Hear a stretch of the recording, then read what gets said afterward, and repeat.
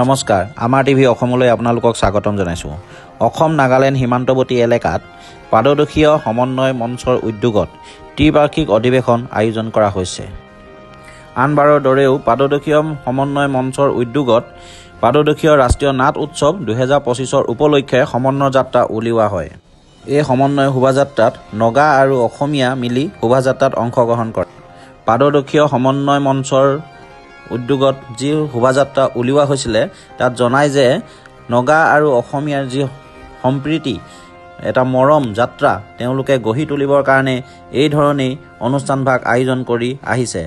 এই অনুষ্ঠান ভাগ 27, 28, 29 জানুৱাৰী তাৰিখে তিনিদিনীয়াকৈ আয়োজন কৰা হৈছে। এই অনুষ্ঠানত নগা আৰু অসমৰ কেইবাটাও নাট্য দলে অংশগ্ৰহণ কৰিব। এই অনুষ্ঠান ভাগ হৈছে তিতাবৰ বান্দচলীয়া পানীনৰা আৰু খেৰমীয়া সীমান্তৱৰ্তী এলেকাত।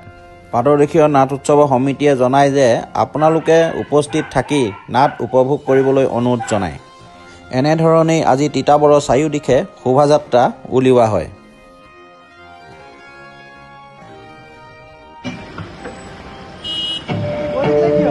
পাদদেশীয় ৰাষ্ট্ৰীয় নাট মহোৎসৱ